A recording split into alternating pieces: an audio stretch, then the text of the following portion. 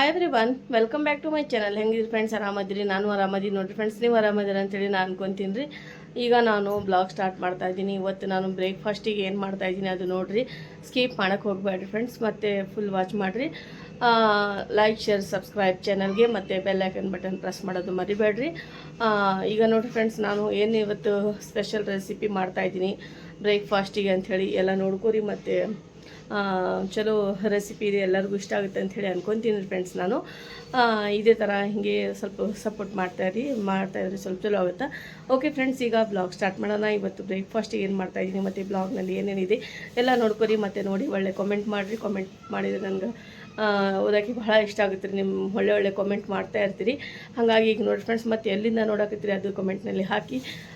ಇಷ್ಟ ಆದರೆ like, share, subscribe my channel. Okay friends, ಒಂದು ವಿಡಿಯೋ ಒಂದು ಲೈಕ್ ಮಾಡೋದು ಮರಿಬೇಡ್ರಿ. ಓಕೆ ಫ್ರೆಂಡ್ಸ್, ಬರ್ರಿ ಬ್ಲಾಗ್ ಸ್ಟಾರ್ಟ್ ಮಾಡೋಣ.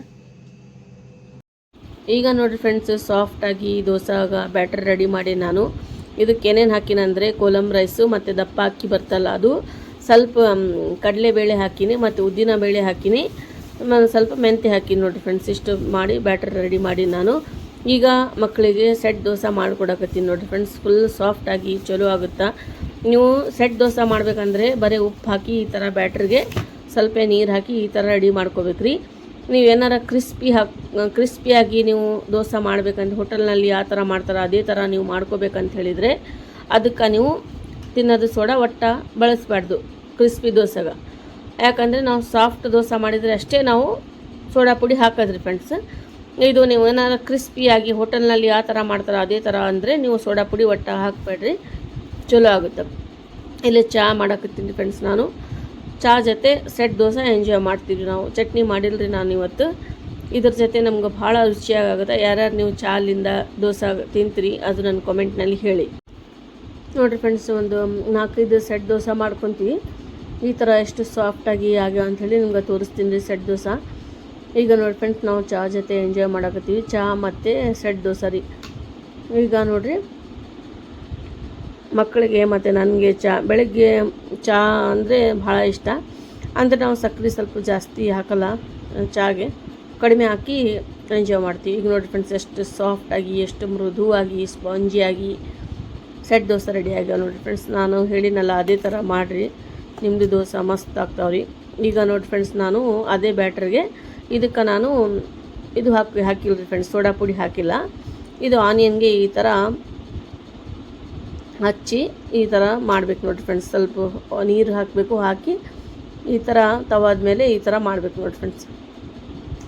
ಈಗ ನೋಡಿರಿ, ಸ್ವಲ್ಪ ಬಿಸಿ ಆಗಬೇಕು ರೀ ತವ. ಬಿಸಿಯಾಗಿಂದ ನಾವು ಬ್ಯಾಟ್ರ್ ಹಾಕತ್ರಿ, 1-2 ಚಮಚ ಬ್ಯಾಟ್ರ್ ಹಾಕ್ತೀನಿ. ಬರೀ ಬ್ಯಾಟ್ರಿಗೆ ಸ್ವಲ್ಪ ಸಾಲ್ಟ್ ಹಾಕಿನಿ, ಇದಕ್ಕೆ ಸೋಡಾ ಪುಡಿ ಹಾಕಬಾರ್ದು. ಇನ್ನೊಂದು ಸರಿ ಹೇಳಕತ್ತೀನಿ, ನೆನ್ಪಿಟ್ಕೊಡ್ರಿ. ಈಗ ನೋಡಿ ಫ್ರೆಂಡ್ಸ್, ಈ ಥರ ರೌಂಡಾಗಿ ಮಾಡ್ಕೊಂಬಿಡೋಣ ದೋಸೆ.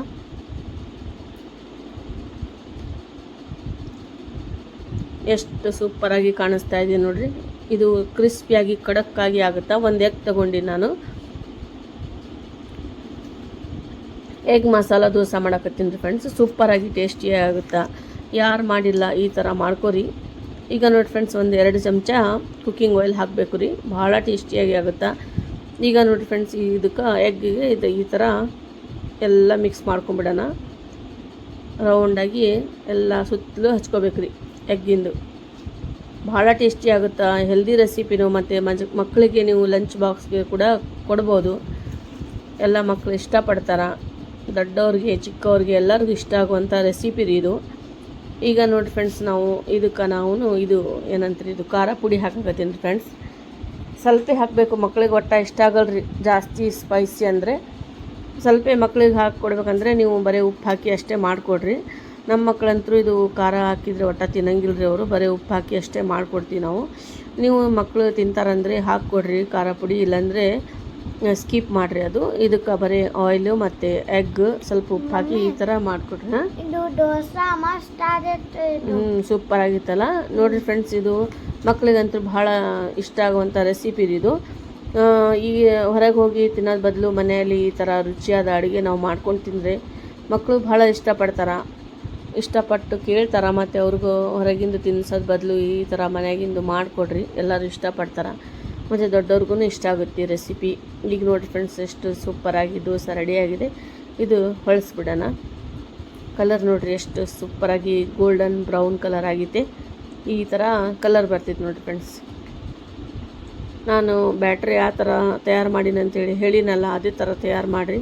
ಕಲರ್ ನೋಡಿರಿ ಎಷ್ಟು ಸೂಪರಾಗಿದೆ. ಸೇಮ್ ಹೋಟೆಲ್ನಲ್ಲಿ ಯಾವ ಥರ ಆಗುತ್ತಾ ಅದೇ ಥರ ಆಗುತ್ತೆ. ಇನ್ನೂ ಸ್ವಲ್ಪ ನೀವು ಕಲರ್ ಬೇಕಂತಂದರೆ ಸ್ವಲ್ಪ ಇನ್ನೂ ಒಂದು ನಿಮಿಷ ಬಿಟ್ಟಿದ್ರೆ ಇನ್ನೂ ಸ್ವಲ್ಪ ಕಲರ್ ಚೇಂಜ್ ಆಗುತ್ತಾ. ನಾನು ಇಷ್ಟೇ, ನನಗೆ ಸಾಕ್ರಿ ಇಷ್ಟು ಕಲರ್, ಹಾಗಾಗಿ ಇಷ್ಟು ಮಾಡಿದ್ದು ನೋಡಿ ಫ್ರೆಂಡ್ಸ್. ಮುಂದಿಲಿಂದ ನೋಡಿರಿ ಯಾವ ಥರ ಆಗೈತೆ ದೋಸೆ. ಈಗ ಮಗಳು ಗ್ರಿಲ್ ಪ್ಯಾನ್ನಲ್ಲಿ ಮಾಡ್ಕೊಂಡ್ಲು, ಸಣ್ಣ ಮಾಡ್ಕೊಂಡ್ಲಕ್ಕೆ ಚಿಕ್ಕ ದೋಸೆ ಪಸಂದ ಇಷ್ಟ ರೀ ಆಕಿಗೆ. ಈಗ ನೋಡಿರಿ ಇಷ್ಟು ಇದು ಈಗ ಹೊಳ್ಸಾಕ್ತೀನಿ ನೋಡಿ ಫ್ರೆಂಡ್ಸ್. ಸೂಪರಾಗಿ ಖಡಕ್ ಕ್ರಿಸ್ಪಿಯಾಗಿ ದೋಸೆ, ಎಗ್ ದೋಸೆ ರೆಡಿಯಾಗಿದೆ. ಯಾರಿಗೆ ಇಷ್ಟ ಆಗಿತ್ತು ರೀ ಎಗ್ ಮಸಾಲ ದೋಸೆ ಅವ್ರು ಮಾಡಿಕೊಡ್ರಿ. ಮಾಡಿಲ್ಲ ಅಂದರೆ ಮತ್ತೆ ಎಲ್ಲರಿಗೂ ಶೇರ್ ಮಾಡಿರಿ, ಇದು ರೆಸಿಪಿ ಇಷ್ಟ ಆಗಿತ್ತು ಅಂತ ಹೇಳಿದರೆ. ಓಕೆ ಫ್ರೆಂಡ್ಸ್, ಈಗ ನೋಡಿರಿ ಎಷ್ಟು ಕ್ರಿಸ್ಪಿಯಾಗಿ ಐತೆ. ನಾನು ತೋರಿಸ್ತೀನಿ ಯಾವ ಥರ ಆಗೈತೆ ಅಂತ ಹೇಳಿ ಮುಂದಲಿಂದ. ಇದು ನೋಡಿರಿ ಫ್ರೆಂಡ್ಸ್, ಈಗ ನಾವು ಹೋಟೆಲ್ನಲ್ಲಿ ಹೋದರೆ ಜಾಸ್ತಿ ನಾವು ಪೂರಿ ಇಲ್ಲಾಂದರೆ ದೋಸೆ ಇಡ್ಲಿ ರೀ ಜಾಸ್ತಿ ತಿನ್ನೋದು, ಮಸಾಲ ದೋಸೆನೇ ರೀ ಫ್ರೆಂಡ್ಸ್. ಇದು ಜಾಸ್ತಿ ಹೊರಗೆ ಸೈಡ್ ಸಿಗೋಂಗಿಲ್ಲ. ಇದು ದೋಸೆ ಎಗ್ ದೋಸೆ ರೀ ಫ್ರೆಂಡ್ಸ್. ಬರೀ ಮಸಾಲ ದೋಸೆ, ಬೆಣ್ಣೆ ದೋಸೆ ಆ ಥರ ಸಿಗುತ್ತಾ. ಮನೆಯಲ್ಲಿ ಈ ಥರ ನಾವು ಮಾಡ್ಕೊಂಡು ತಿಂದರೆ ಭಾಳ ರುಚಿಯಾಗಿ ಆಗುತ್ತಾ, ಮತ್ತು ಟೇಸ್ಟಿನ ಸ್ವಲ್ಪ ಹೊಸ ಟೇಸ್ಟ್ ಆಗುತ್ತಾ. ಈ ಥರ ನೀವು ಮಾಡಿಲ್ಲ ಅಂದರೆ ಒಮ್ಮೆ ಈ ಥರ ಮಾಡಿ ನೋಡಿ. ನಾನು ಇದು ಎಗ್ ತಿನ್ನೋರು. ಓಕೆ ಫ್ರೆಂಡ್ಸ್, ಈಗ ನಾನು ಮತ್ತೆ ಸಾದಾ ದೋಸೆ, ಎಗ್ ಯಾರು ತಿನ್ನೋಂಗಿಲ್ಲ ಅವ್ರಿಗೆ ತೋರ್ಸಕತ್ತೀನಿ ರೀ.